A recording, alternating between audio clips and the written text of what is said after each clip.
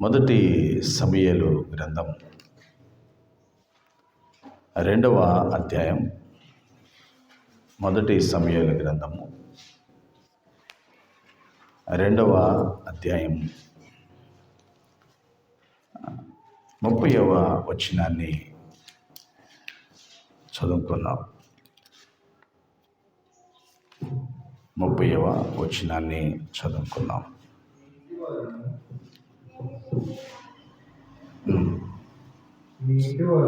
నీ ఇంటి వారును నీ పితరుల ఇంటి వారును నా సన్నిధిని యాజకత్వము జరిగించుదురని యెహోవా ఆజ్ఞ ఇచ్చి ఉన్నాడు. ఇప్పుడు అది నా మనస్సుకు కేవలము ప్రతికూలమైనని ఇశ్రాయేలుల దేవుడైన యెహోవా సెలవిచ్చి ఉన్నాడు. కావున యెహోవా వాక్కు ఏదనగా, నన్ను ఘనపరచు వారిని నేను ఘనపరచుదును, నన్ను తృణీకరించువారు తృణీకారమొందుదురు. దేవుని వాక్యాన్ని మనం శ్రద్ధగా విందాం, విని గ్రహిద్దాం. దాన్ని అనుసరించడానికి ఖచ్చితంగా మనం ప్రయత్నం చేస్తూ మళ్ళా మన సహోదరులతో సంఘంతో సహాయం తీసుకుంటా ఆ రీతిగా జీవించాలి. అప్పుడు దేవుడు ఈ భూమి మీద మన కొరకు దాచి ఉంచిన ప్రతి రక్షణ, ఆశీర్వాదం, అలాగే ఆయనతో నిత్యం ఉండే భాగ్యం దేవుడు మనకి అనుగ్రహిస్తాడు. హల్లెలూయా. ఇక్కడ దేవుని వాక్యం ఏమంటుందంటే, ఏలి అనే ఒక దైవజనుడితో మాట్లాడుతున్న మాట, ఒక సేవకుడి గురించి మాట్లాడుతున్నాడు, గుర్తు చేస్తున్నాడు. దేవుడు మీ కుటుంబంలో వారిని నిత్యము యాజకులుగా ఉండటానికి ముందుగానే ఆ వాగ్దానం చేశాడు, ఆజ్ఞ ఇచ్చాడు. కానీ అది ఇప్పుడు కేవలం ప్రతికూలంగా ఉంది. అది ఆయన ఇచ్చాడు కాబట్టి అలా జరగటం ఆయనకు అనుకూలంగా ఉంది.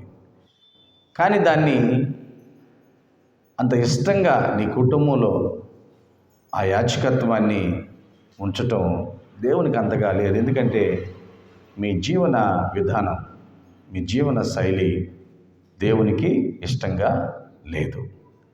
అందును బట్టి దేవుడు మీకేం చెబుతున్నాడంటే, దేవుణ్ణి ఘనపరిచే వారిని ఆయన ఘనపరిచి గౌరవిస్తాడంట. దేవుణ్ణి అగౌరవంగా చూసేవారిని ఆయన తృణీకరిస్తాడంట. అంటే తీసివేస్తాడు, అంటే లేకుండా చేస్తాడు అని పూర్తిగా, అంటే స్పష్టంగా దేవుడు మాట్లాడుతూ ఉన్నాడు. నిజం ప్రియ దేవుని బిడ్డలారా, ఈ లోకంలో ప్రతి మానవుడు నేను నా సొంతంగా జీవిస్తున్నాను అనుకుంటున్నాడు. కానీ ప్రతి మానవుడు జీవించడానికి గల కారణం దేవుడే. మన ఊపిరి, మనకన్నీ ఇస్తుంది దేవుడే. ఇది గ్రహించిన వాడు దేవునికి ఇష్టమైన జీవితాన్ని ఆయన నమ్మి జీవించడానికి ప్రయత్నం చేస్తున్నాడు. ఇది గ్రహించిన వాడు ఏం చేస్తున్నాడంటే తన ఇష్టానుసారమైన జీవితాన్ని జీవిస్తున్నాడు. అందుకే దేవుడు అంటున్నాడు, నన్ను గౌరవిస్తే నేను గౌరవిస్తా, నన్ను గౌరవించకపోతే తృణీకరిస్తా, తీసివేస్తా, అంటే తుంచివేస్తా. ఉదాహరణకి ఏంటంటే, నువ్వు ఇష్టంగా ఒక గార్డెన్కి వెళ్ళి ఒక మంచి పూల చెట్టు తెచ్చుకున్నావు, చాలా ఇష్టం అదంటే నీకు. తీసుకొచ్చి ఒక చక్కటి కుండీ పెట్టి దానికి కొద్దిగా ఎరువు అనేసి రోజు చక్కగా నీళ్ళు పోసి దాన్ని పెంచుతున్నావు. అది పెరిగి నీకు మంచి వాసన ఇచ్చే, మంచి రంగుగా అందాన్ని ఇచ్చే ఆ పూలు అది పుయ్యల. ఇప్పుడు ఏం చేస్తావు నువ్వు? ఏం చేస్తావు? కొద్దిగా చూస్తావు, ఎదురు చూస్తావు. అది ఇంకా పుయ్యల. దానికి ఎరువు వేసావు, ఎక్కడి నుంచో దూరంగా తీసుకొచ్చావు, చాలా ప్రయాసతో ప్రతిరోజు దానికి నీళ్లు పోస్తున్నావు, ప్రేమగా చూస్తున్నావు. అది నువ్వు అనుకున్న రీతిలో ఒక మంచి సువాసనిచ్చే పువ్వులు, ఒక చక్కటి అందాన్ని ఇచ్చే పువ్వులు అది పుయ్యలేదు. ఇప్పుడు ఏం చేస్తామంటే, దీనివల్ల ఈ కుండీ పాడైపోతుంది కాబట్టి దీన్ని ఏం చేయాలి? తీసివేయాలి. నేను ఎంతో ప్రేమతో దాన్ని మోసుకుని వచ్చి సమయాన్ని వెచ్చించి దానికి పోషణ ఇస్తుంటే, నేను అనుకున్న రీతిలో తనకున్న గుణం బయటికి తీసుకురాలేకపోతుంది కాబట్టి ఇది నాకు అవసరం లేదు, నేను దీన్ని తీసివేస్తాను.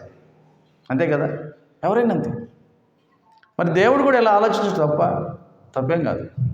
దేవుడు కూడా ఎలాగైనా ఆలోచిస్తున్నాడు మనిషి గురించి. కానీ దేవుడు ఎక్కువ అవకాశాన్ని అయితే మనకి ఇస్తూ ఉంటాడు. ఎక్కువ అవకాశాన్ని అయితే మనకి ఇస్తూ ఉంటాడు. చూడండి దేవుని బిడ్డలారా, ఇక్కడ ఒక 2 కుటుంబాలని మనం చూస్తే, ఈ 2 కుటుంబాల్లో దేవుణ్ణి గౌరవించిన వారు ఏ రీతిగా ఎదిగారు, దేవుణ్ణి అగౌరవించిన వారు ఏ రీతిగా తృణీకరించబడ్డారో మనం చూడొచ్చు. 1 సమూయేలు గ్రంథం 1వ అధ్యాయము 13 నుంచి 18 వచనాలు ఒకసారి మనం చదివితే, 13 నుంచి 18 వచనాలు.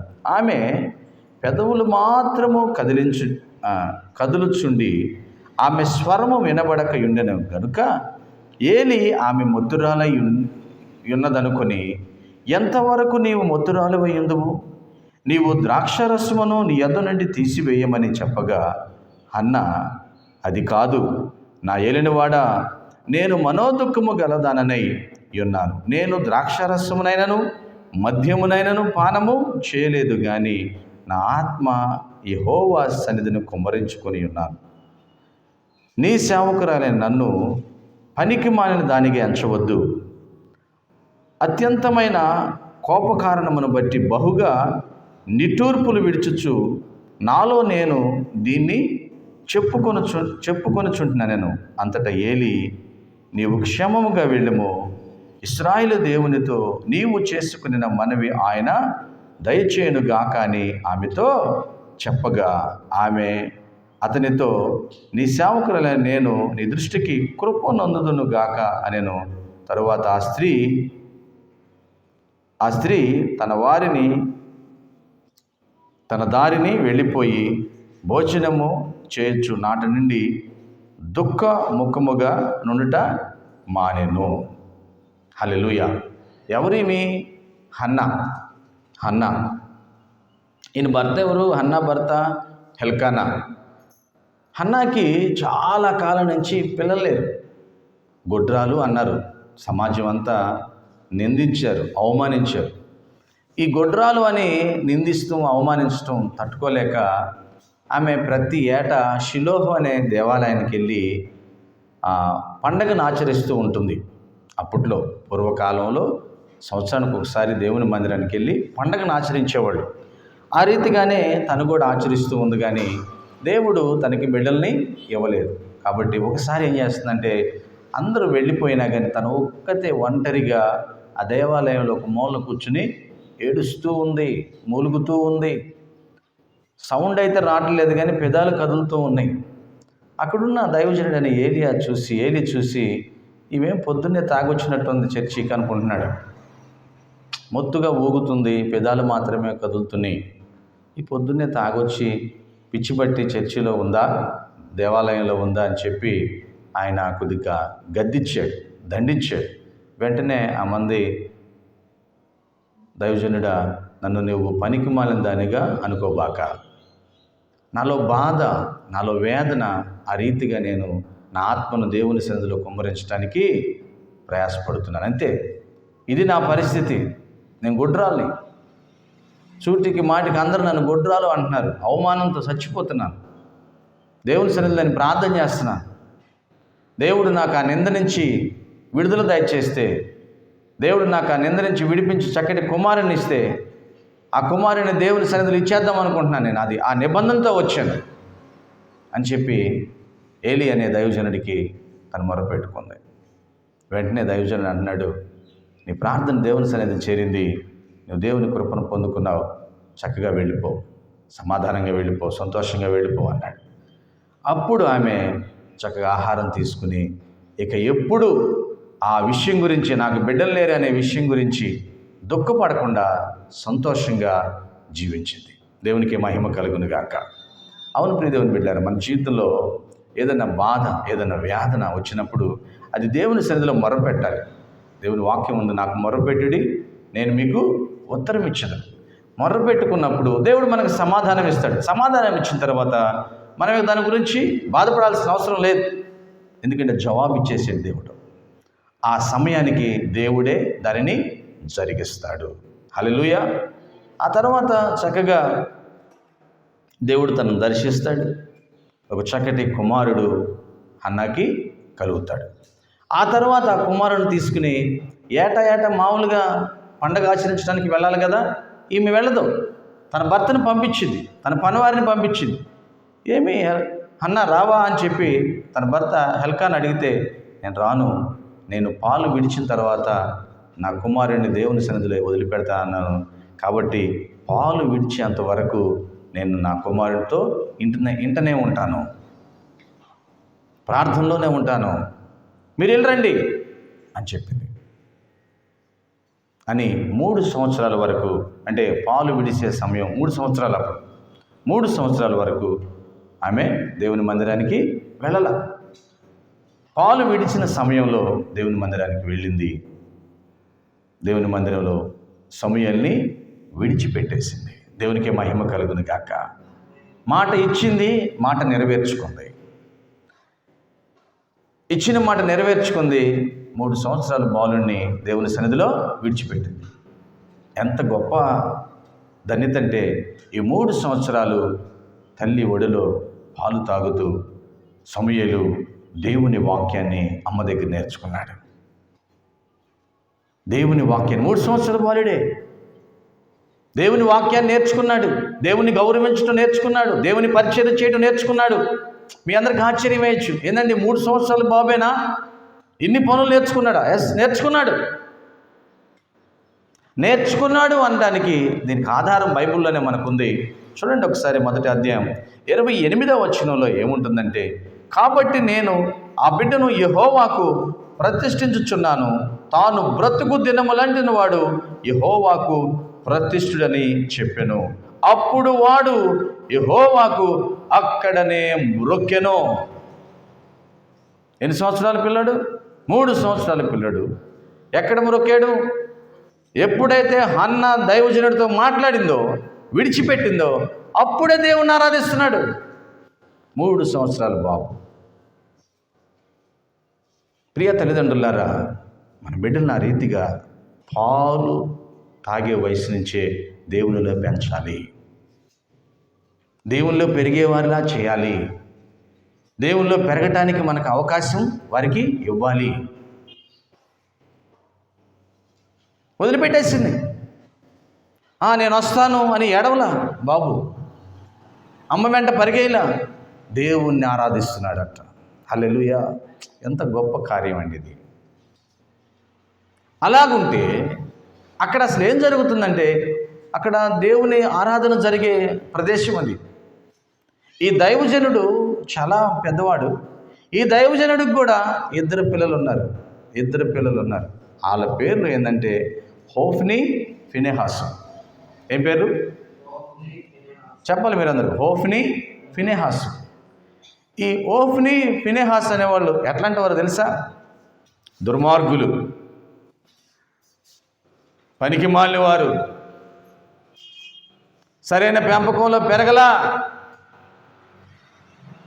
బహుశా దేవుణ్ణి ఆరాధించే ఏలి కేవలం దేవుని సేవ అని చెప్పి పిల్లల్ని విడిచిపెట్టినట్టున్నాడు అనుకుంటున్నా నేను. అలాగా పిల్లల్ని పట్టించుకోలేదేమో అనుకుంటున్నా నేను. మరి ఏలి యొక్క భార్య హోఫ్నీ, ఫినెహాసు యొక్క తల్లి ఏం చేస్తుందో మరి? ఆమె కూడా సరిగా పట్టించుకోవాలా. ఎలాగ తయారయ్యారంటే వీళ్ళు, బైబిల్లో ఉంది, వాళ్ళు ఎవరైనా బలి ఇవ్వటానికి ఆ బలి పశువుని తీసుకుని వచ్చినప్పుడు ఆ బలి ఇచ్చిన తర్వాత కొంత ఆ మాంసాన్ని, అంటే పూర్వకాలంలో జరుగుతున్న కార్యాలు ఇవి, ఇప్పుడు కాదు, కొంత మాంసాన్ని యాజకుడికి ఇవ్వాలి. కానీ వీళ్ళు ఏం చేస్తారంటే ముందుగానే వెళ్ళిపోయి మాకు మొత్తం కావాలంటారు, మాకు ఇష్టమైన భాగం కావాలంటారు అని చెప్పి మందిరంలో దేవుని ఆజ్ఞకు ధిక్కరించి వాళ్ళు ముందుకెళ్ళి తీసుకుంటున్నారు. దేవుని మాటను ధిక్కరించి పనిచేస్తున్నారు. ఆఖరికి ఎలా అయిందంటే అక్కడ ఒక మాట ఉంటుంది, చూద్దాం ఒకసారి. అక్కడ ఒక మాట ఉంటుంది, అందువలన జనులు యెహోవాకు నైవేద్యము చేయుట యందు అసహ్యపడుటకు ఆ యవనులు కారణమైరి గనుక వారి పాపము యెహోవా సన్నిధిని బహు గొప్పదాయను. దేవుని సన్నిధికి వచ్చి ఎవరైనా దేవుని ఆరాధించడానికి, బలి అర్పించడానికి వస్తుంటే వాళ్ళకు విసుగు పడుతుంది వీళ్ళు చేసే శాస్త్రాలు. ఇప్పుడు కూడా కొందరేమో మందిరానికి వెళ్ళే వాళ్ళు చాలా, కొందరు బాగుంటున్నారు, కొందరు చర్చికి వెళ్తారు కానీ వాళ్ళ ప్రవర్తన సరిగా ఉండదు, వాళ్ళ భాష సరిగా ఉండదు, వాళ్ళ జీవిత విధానం సరిగా ఉండదు, కానీ వాళ్ళు కూడా ప్రార్థనకి వెళ్తారు. వాళ్ళ పాప జీవితం అలాగనే కొనసాగుతూ ఉంటుంది, కానీ వాళ్ళు కూడా చర్చికి వెళ్తున్నారు. బయట వాళ్ళు చూస్తూ ఉన్నప్పుడు ఇట్లాంటి వాళ్ళు చూస్తే ఎవరైనా చర్చికి వెళ్తారా, ఎవరైనా దేవుని నమ్ముకుంటారా అని దేవుని మీద కూడా ఒక రకమైన వ్యతిరేకత ఈ కాలంలో కూడా జరుగుతూనే ఉంది కదా. ఈ కాలంలో కూడా జరుగుతుంది. ఆ కాలంలో మన పూర్వీకులు, పితరులు ఉన్న కాలంలో దేవుని మందిరంలో ఉన్న ఏలి యొక్క కుమారుల వల్ల దేవుని ఆరాధించడానికి, బలి అర్పించడానికి వచ్చే జనులకు అసహ్యం పుట్టింది. ఆ బలి అర్పించాలనే ఇష్టం పోయింది. వాక్యం వింటున్న ప్రియ దేవుని బిడ్డలారా, ఈరోజు మీ జీవన విధానం ఎలా ఉందో మనల్ని మనం పరిశీలన చేసుకోవాలి. మన ప్రవర్తన, మనం దేవుని ఆరాధించడానికి వెళ్తున్నాం, దేవుని గౌరవించడానికి వెళ్తున్నాం, మన మాట తీరు అనేక మందిని దేవునికి దూరం చేసే విధంగా ఉందా, లేదా నిజం ఆ దేవుడు మంచి దేవుడు, వాళ్ళలాగే జీవించాలి అని ఒక మాదిరికరమైన జీవన విధానం కలిగి ఉందా? ఒకసారి మనల్ని మనం పరిశీలన చేసుకోవాలి. ఇక్కడ హోఫ్ని, ఫినెహాసు భయంకరంగా ఉన్నారంట, భయంకరమైన పాపంలో పడిపోయారంట. ఒక జాగ్రత్తగా వినాలి ప్రియదేవుని బిడ్డలారా. హోఫ్ని, ఫినెహాసు ఉంటున్న మందిర ఆవరణంలోనే ఎవరు పెరుగుతున్నారంటే సమూయేలు అనే బాలుడు పెరుగుతున్నాడు. హల్లెలూయా. హోఫ్ని, ఫినెహాసు యొక్క పాప జీవన విధానం బాలుడైన సమూయేలుకి ఏమాత్రం అంటలేదు. కొందరు అంటారు, మీ ఓడి వల్లే మా ఓడి చెడిపోయాడు, ఆ అమ్మాయి వల్లే మా పిల్లలు పాడైపోయారు, ఈ పక్కన ఈ ఊళ్ళో ఉండటం వల్ల మా కుటుంబం దరిద్రమైపోయింది కదా అంటారు కదా. మరి వాళ్ళకి సమాధానం ఇక్కడ మనం చెప్పొచ్చు. హోఫ్ని, ఫినెహాసు భయంకరమైన పాపంలో ఉండారు. అదే మందిరంలో సేవ చేస్తూ పరిచర్య చేస్తున్న సమూయేలు అంతకంతకు ఎదుగుతూనే ఉన్నాడు. దేవునికి మహిమ కలుగును గాక. సంవత్సరం వాళ్ళ అమ్మ వస్తుంది, ఓ చక్కటి బట్టలు గుడ్డించుకొస్తుంది, ఏనా బాగున్నావా అంటుంది, పలకరించుకుంటుంది. ఇంటికాడ నుంచి కొద్దిగా పిండి వంటలు అవి వండుకుని వచ్చి బహుశా చక్కగా కూర్చోబెట్టుకుని తల దూవి మంచి బట్టలు వేసి హాస్టల్లో పిల్లలను చూసినట్టుగా బాగా చూసుకుని వెళ్తుందాం అనుకుందాం. అలాగా నా అభిప్రాయం అది. కానీ ఆమె వచ్చినప్పుడు వీళ్ళిద్దరు కూడా కనపడతారు. ఎవరు? ఏలి యొక్క పిల్లలు హోఫ్ని, ఫినెహాసు. మరి బాబో వీళ్ళు ఎంత దుర్మార్గులు, నా పిల్లోడు ఎక్కడ ఉంటే పాడైపోతాడు, నేను చక్కగా పెంచుకున్నాను, అల్లారు ముద్దుగా పెంచుకున్నాను, దేవుని భక్తిలో పెంచుకున్నాను, పాలు ఇచ్చినప్పుడే దేవుని ప్రేమను, దేవుని వాక్యాన్ని తన హృదయంలో నాటాను, పాడైపోతాడేమో అని భయపడిందా? లేదు.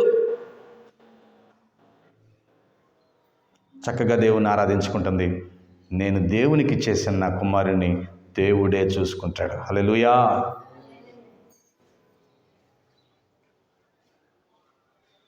నేను దేవునికి ఇచ్చాను, దేవుడే చూసుకుంటాడు, దేవుడే గౌరవిస్తాడు, దేవుడే తనని ఎదగజేస్తాడు, దేవుడే తన జీవితాన్ని పరిశుద్ధంగా చేస్తాడనే విశ్వాసంతో విడిచిపెట్టేసింది. ఈరోజు మనల్ని మనంగా దేవునికి అలా అప్పు చెప్పుకోవాలి. ఆమేన్. అందరం చెప్దాం హల్లెలూయా. అప్పు చెప్పుకోవాలి అంతకంతకు. అంతేకాదు ఆ వచ్చినప్పుడు ఏలీ వచ్చి చూసి, అబ్బా చక్కగా వస్తున్నావు, మళ్ళా సంవత్సరం వస్తున్నావు, దేవుడు లేక లేక నీకు కుమారుని ఇస్తే ఆ కుమారుని దేవునికి ఇచ్చేసావు, పరిచర్యకి ఇచ్చేసావు, దేవుడు నిన్ను ఇంకా బహుగా దీవించునుగాక అన్నాడు. ఆమేన్. ఆ మాట ఏలీ అనంగానే దేవుడు ఏం చేశాడు తెలుసా? ఆమెకి మళ్ళా సంతానం ఇచ్చాడంట. చూడండి, యెహోవా హన్నాను దర్శింపగా ఆమె గర్భవతి 3 కుమారులను 2 కుమార్తెలను కనెను. అయితే బాలుడకు సమూయేలు యెహోవా సన్నిధిని ఉండి ఎదుగుచుండెను. దేవుడు మరలా దర్శించాడు, 5 బిడ్డలను ఇచ్చాడు హన్నాకి, సమూయేలు కాక. నిజం, దేవునికి విశ్వాసంతో పరిచర్యకి అప్పచెప్పినప్పుడు దేవుడు విడిచిపెట్టే దేవుడైతే కాదు. ఆమేన్. ఆశీర్వదించాడు దేవుడు, విస్తరింపజేసాడు దేవుడు. హన్నాను దర్శించాడు, హన్నాను ఆశీర్వదించాడు, బిడ్డలనిచ్చాడు. సరే, వీళ్ళ వికృత శాస్త్రాలు ఏమైనా మారినాయి అంటే మారలా. ఎంత భయంకరులు అంటే వీళ్ళు ప్రార్థనకు వచ్చే యవ్వన స్త్రీలను కూడా వదలట్లేదంట. భయంకరమైన పాపం చేస్తున్నారు వాళ్ళతో. ఇక లాభం లేదని వాళ్ళని పిలిచాడు. ఎవరు? ఏలీ. అరే, నాకు వినపడింది మీరు ఏదో తప్పు చేస్తున్నారంటగా, చేయమాకండి నాన్న. ఎందుకో తెలుసా? మనిషికి తప్పు మనిషి విరోధంగా ఉంటే దేవుడు వచ్చి సమాధాన పరుస్తాడు. దేవునికే విరోధంగా, మందిరంలో విరోధంగా, దేవుని పనినే విరోధంగా ఉంటే ఎవర్రా మనకు సమాధాన పరిచేది?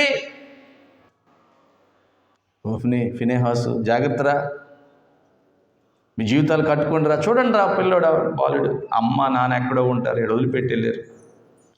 నాతో పాటు పరిచయం చేసుకుంటే ఎంత చక్కగా ఎదుగుతున్నాడో చూడండి రా, ఎంత ఆరోగ్యంగా ఎదుగుతున్నాడో చూడండి రా, ఎంత పరిశుద్ధంగా ఎదుగుతున్నాడో చూడండి రా. మనం ఆరాధించే దేవుడే వాళ్ళ అమ్మను ఆశీర్వదించి 5 బిడ్డలను ఇచ్చాడు రా. మీరేమో దుర్మార్గంగా జీవిస్తున్నారు, మీరేమో ఇంకా పాపాన్ని మోసుకుంటా జీవిస్తున్నారు, ఏందిరా మీ జీవితాలు అని చెప్పి తండ్రి తన పిల్లల్ని కొద్దిగా మందలించినా కానీ వాళ్ళేమీ వినల. కారణం ఏం తెలుసా? వాస్తవానికి తండ్రి దేవుని కంటే ఎక్కువగా పిల్లల్ని ప్రేమించాడట. దేవుని వాక్యం ఉంది, అది దేవుని వాక్యం అలా ఆ రీతిగా ఉంది. చూడండి ఒకసారి, దేవుని వాక్యంలోనే ఆ మాట రాయబడి ఉంది. చూడండి, నాకంటే నీ కుమారులను నీవు గొప్ప చేయుచున్నావే. నాకంటే అంటే దేవుని కంటే నీ కుమారులు ఎక్కువ అనుకుంటున్నావే. అందుకే వాళ్ళని నేను తీసేద్దాం అనుకుంటున్నా. నాతో నిబంధన చేసుకున్నప్పుడు నన్ను గౌరవించాలి, గణపరచాలి. లేదా నన్ను తృణీకరించేవా, నేను నిన్ను తృణీకరిస్తా, తీసివేస్తా, తుంచివేస్తా, ఇక భూమి మీద ఉండవు నువ్వు అని ఏం చెప్పాడు తెలుసా? కానీ వాగ్దానం చేశాను కదా మీరు యాజకులు అవ్వాలని. ఇప్పటి నుంచి నేను ఒక మాట అంటున్నాను, యాజకులుగానే ఉంటారు, కానీ మీ ఇంట్లో బలం తగ్గిపోయింది. అంటే ముసలి వయసు వచ్చేంత వరకు మేళ్ళల్లో ఎవరు బ్రతకరు, కుర్రవాళ్ళు అప్పుడే చనిపోతారు. వయసులో ఉన్నప్పుడే చనిపోతారు. దేవుడిచ్చిన అదొక శాపం. వాక్యం వింటున్న ప్రియ దేవుని బిడ్డలారా, ఎలా ఉంది మన జీవితాలు? బాలుడైన సమూయేలు అయితే అంతకంతకు వర్ధిల్లుతూ ఉన్నాడు. ఎక్కడుండి? ఓఫ్ని ఫినెహాసు ఉండే మందిరంలో ఉండే. సమూయేలుని ఎన్నిసార్లు హింస పెట్టారో కదా, కానీ ఆయన ఏం మారలా. ఆ బాలుడైతే పరిశుద్ధతలో, దేవుని నీతిలో ఎదుగుతూనే ఉన్నాడు.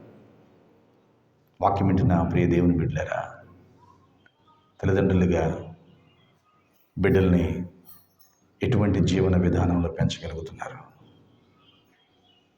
మీరు దేవుణ్ణి గౌరవిస్తే మీ బిడ్డలు దేవుణ్ణి గౌరవిస్తారు. మీరు దేవుణ్ణి అగౌరవపరిస్తే మీ బిడ్డలు కూడా దేవుణ్ణి అగౌరవపరుస్తారు. అప్పుడు ఏమైపోతారు? ఏలి యొక్క పిల్లల వలె తృణీకరించబడతారు. ఏమైంది తెలుసా? ఫిలిష్తీయులు వీళ్ళ మీదకి యుద్ధానికి వచ్చేసారు. ఓఫ్ని ఫినెహాస్ కూడా యుద్ధంలోకి వెళ్ళారు. దేవుని మందస్థాన్ని తీసుకుని వెళ్ళారు. ఫిలిష్తీయులు వచ్చి ఓఫ్ని ఫినెహాస్ని ఒక్క రోజులోనే ఒకేసారి చంపేశారు. కుర్రోళ్ళు. వాళ్ళల్లో ఒక వ్యక్తి భార్య అప్పుడే గర్భం దాల్చి నిండు సోలాలు. ఈ వార్త మీ ఆయన చనిపోయాడో యుద్ధంలో అని అనగానే పెద్ద గరిచింది. ఈ అరుపుకి ఆమె డెలివరీ అయిపోయింది. ఈ కాబోదు అని పేరు పెట్టుకుంది. ఇంకో వ్యక్తి వాళ్ళ నాన్న దగ్గరికి వచ్చాడు, ఏలి దగ్గరికి. అయ్యా, నీ పిల్లలిద్దరు చచ్చిపోయారు. దేవుని మందస్సాన్ని పట్టుకుపోయారయ్యా. పిల్లలు చనిపోయిన సంగతి పెద్దగా ఏమనిపిలా, దేవుని మందస్సం పట్టుకుపోయారయ్యా అనగానే ఒక్కసారిగా గుండె ఆగిపోయింది ఆయనకి. చాలా లావుగుంటాడు, పీట మీద కూర్చుని ఉంటాడు. ఒక్కసారిగా వెనక్కి పడి మెడ ఇరిగి చనిపోయాడు. ఎంత ఘోరం. అదే మందిరంలో సమూయేలు ప్రవక్తగా ఎదిగాడు. దేవునికే మహిమ కలుగును గాక. ప్రవక్తగా ఎదిగాడు. దేవుని బిడ్డలకు దేవునికి మధ్యవర్తిగా ఎదిగాడు. మొదటి ప్రవక్తగా, ఒక చక్కటి న్యాయాధిపతిగా ఇశ్రాయేలు ప్రజల్ని పరిపాలించాడు. వాక్యం వింటున్న ప్రియ దేవుని బిడ్డారా, ఎలా ఉంది మన జీవితం? దేవుని గౌరవిస్తున్నామా? దేవుని మాటకు విలువనిస్తున్నామా? దేవుని గౌరవిస్తే దేవుడు మనల్ని గౌరవిస్తాడు. దేవుని అగౌరవపరిస్తే మనం తృణీకారం పొందుతాం. కానీ శుభవార్త ఏం తెలుసా? యేసుక్రీస్తు రావటమే శుభవార్త. హల్లెలూయా. యేసుక్రీస్తు ఈ భయంకరమైన శాప పాపాల నుంచి విడిపించడానికి ఆయన ఈ లోకానికి వచ్చాడు. ఆయన కోరుకుంది ఒకటే, ఎవడైతే నా యందు విశ్వాసం ఉంచుతాడో వాడు రక్షించబడతాడు. హల్లెలూయా. ఏం విశ్వాసం ఉంచాలి? ఆయన భూమి మీదకి వచ్చాడు. ఆయన 33 సంవత్సరం జీవించాడు.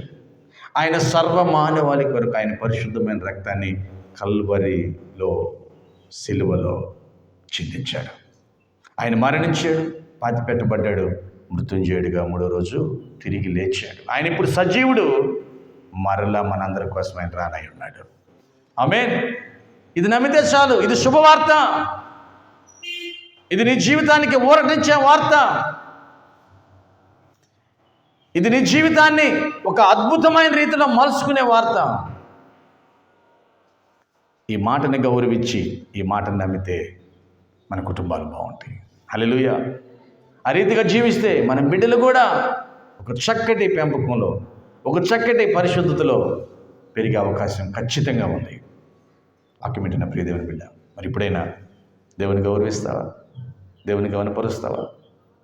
దేవుని కనపరిస్తే ఆయన నిన్ను ఘనపరుస్తాడు. దేవుని తృణీకరిస్తే ఆయన తృణీకారం మన మీదకి వస్తుంది. ఆయన యొక్క భయంకరమైన శాపం మన మీదకి వస్తుంది. దాని నుంచి తొలగించబడ్డాం. యేసుక్రీస్తుని అంగీకరించి యేసుక్రీస్తులో ఫలించే వారిగా జీవిద్దాం. ఇటు కృప ప్రభువైన యేసుక్రీస్తు వారు మనందరికీ కలుగు చేయనుగాక. ఆమేన్.